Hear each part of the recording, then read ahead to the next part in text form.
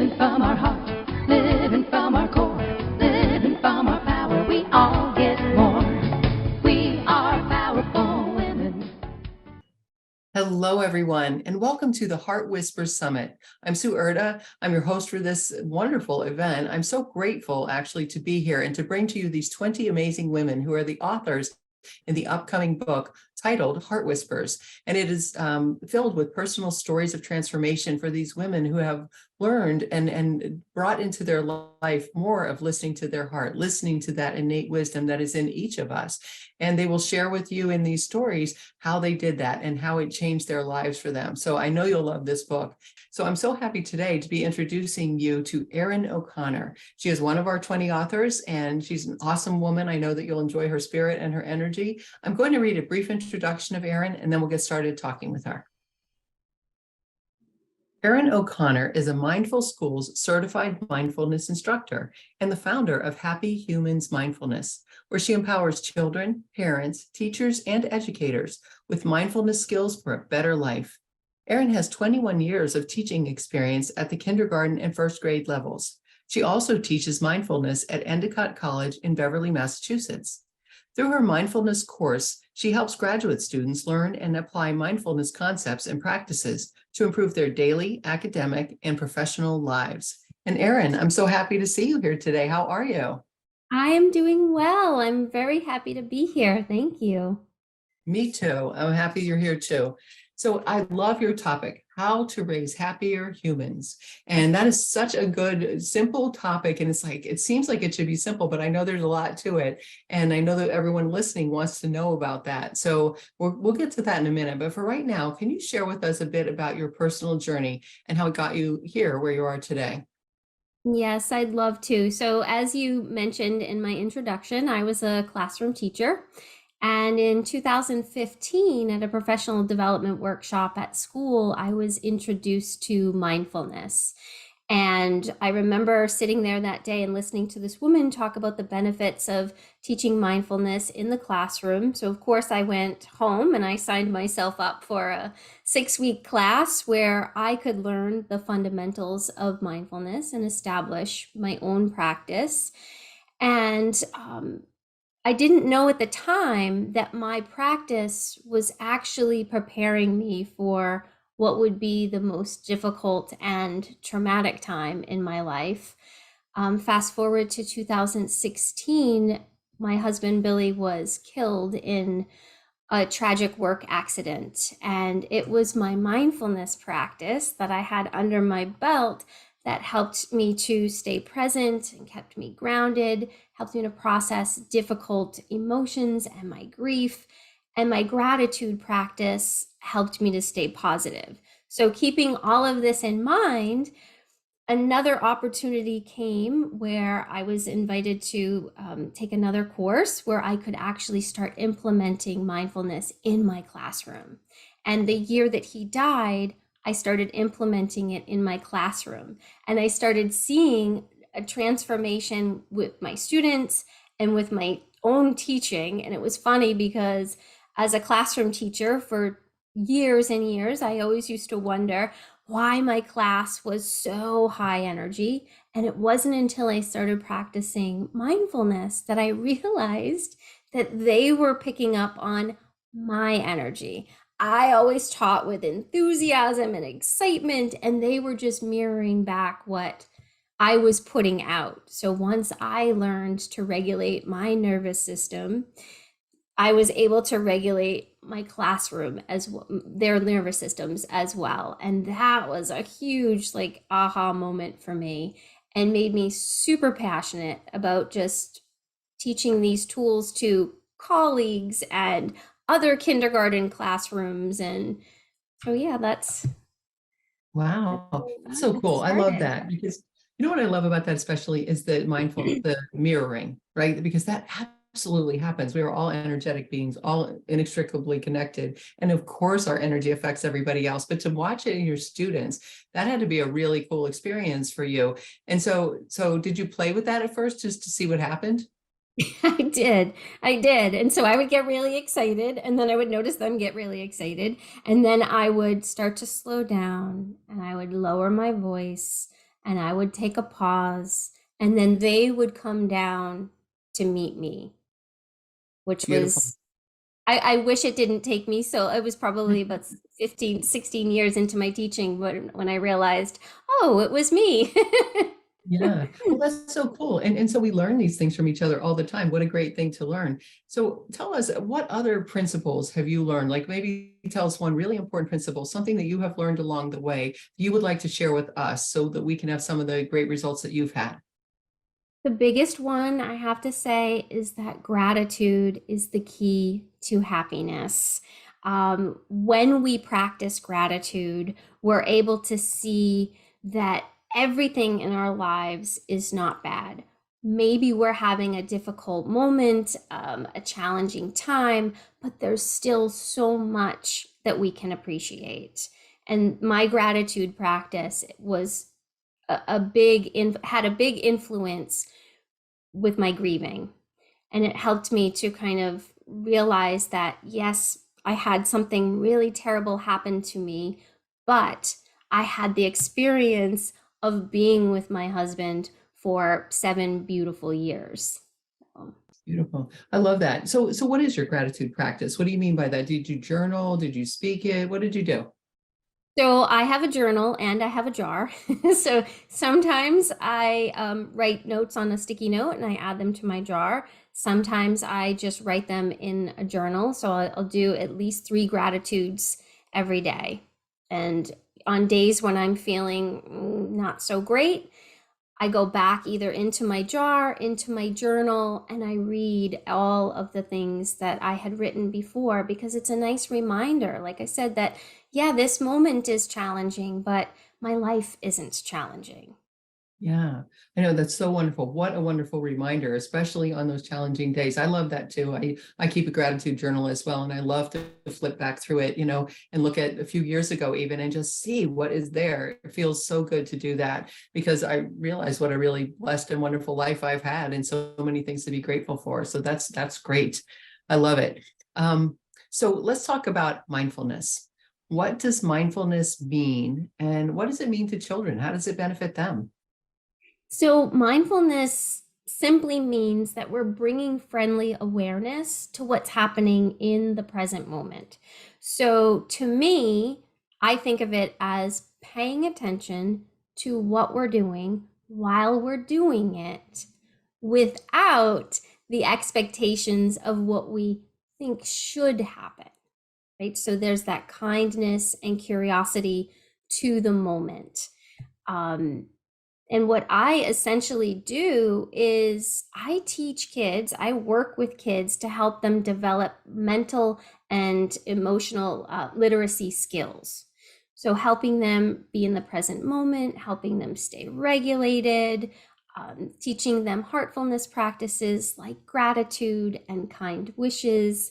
So, everything that helps them to stay focused and really start to appreciate and love themselves.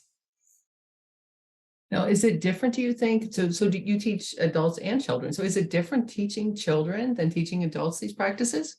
It is, it is. So when working with children, especially young children, I work with children as young as 3, it's more playing mindfulness. So we're practicing fun breathing exercises that involve movement. We're using our 5 senses. It's more playful games. Whereas the older kids, it's an introduction to the science behind mindfulness, the benefits of mindfulness. So each tool explaining to them why this is helpful and what the science is behind it. And the same thing with adults. But with younger kids, it definitely has to be playful and fun for them to buy in.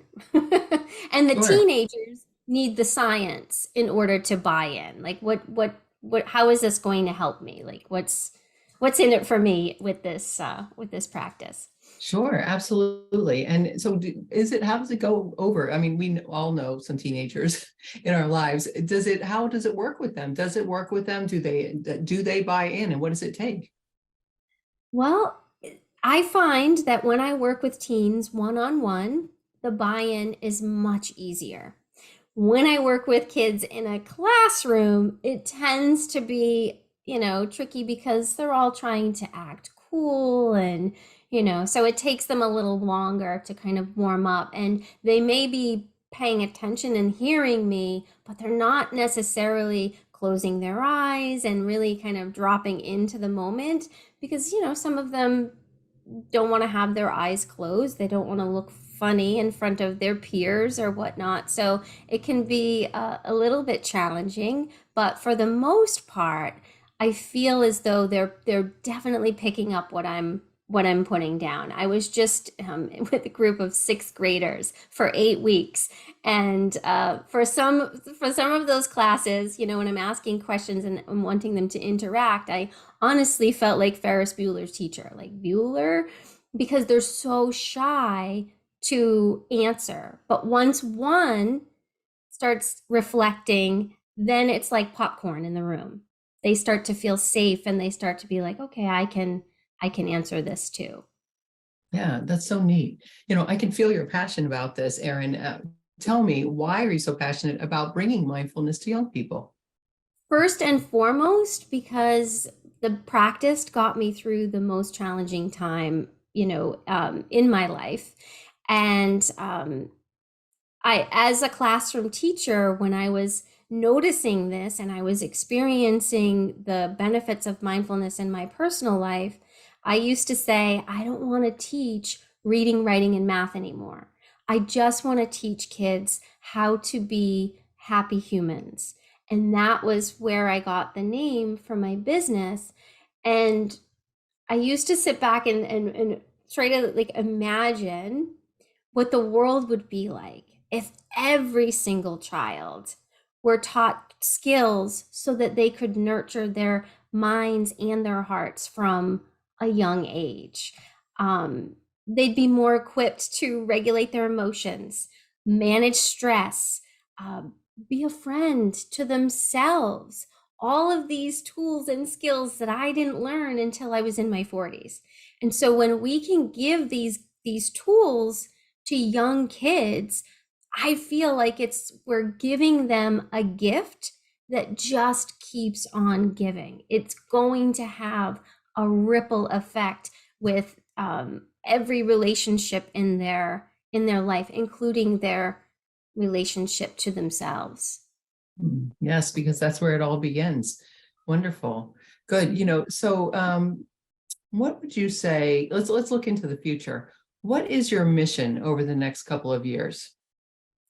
So I would love to get into as many schools as possible so that I could share mindfulness on a larger scale. Right now, I'm in one school and it's been amazing. I also teach one-on-one. So it's one-on-one. It's one child at a time that I'm planting these seeds. When I'm in the classroom, I can have 25 students at a time planting these seeds of mindfulness. So my ultimate goal would be to get into more schools, more districts. Mindfulness needs to be one of those extra specials, one of those, we have art, we have music, we have gym. There needs to be mindfulness as well, because kids can't be expected to access academics if they don't have their mental and emotional development, their skills. It's impossible. Yeah. Erin, I imagine there are lots of parents out there listening to this right now. What would you say to them? How can they start to develop mindfulness in their own family life? What can they do? So pause, practicing gratitude, taking some time to take deep breaths and just notice like, okay, what am I feeling right now? Or what am I doing right now? And how do I know that I'm doing it? And just asking those kinds of questions and asking those questions to themselves as parents, but also asking your children those same questions. Children are naturally mindful. They're very, very mindful. And so when we can engage them in conversations like that, they're going to share with you. They're going to go into the moment. They are living in the moment. it's once when they start to get it, older, that they spend a lot more time up here in their heads. So just taking time as a family to practice gratitude, to practice a pause in the day, even asking questions like, what went well today? Having them reflect back on their day in in a positive light, because we can spend so much time with our inner critic telling us all those little things that we did, to make mistakes. But what went well today? What did you learn today? What did you learn? Or if they made a mistake, what did you learn from that mistake? Mistakes are okay. Just kind of encouraging that dialogue, that conversation. Yeah, beautiful, beautiful. So, Erin, I know you have a gift for our listeners, and can you tell us what the gift is? Actually, you have more than one. Tell us about the gifts and how we can access those, and also how to stay connected with you as we move forward. Great. Yeah. So I have 3 free downloads on my website, which is happyhumansmindfulness.com. You can download a mindfulness book guide that contains 50 of my favorite children's mindfulness books to introduce mindfulness to kids through books. I have a working with anxiety activity pack for kids. And I also have for adults 5 foundations to staying regulated when your child is pushing your buttons, which we know we could all use. That's for sure. Wonderful. Okay, and so they go to your website and they'll see those there. Yes, and you can find me on Instagram, Facebook, and YouTube at Happy Humans Mindfulness.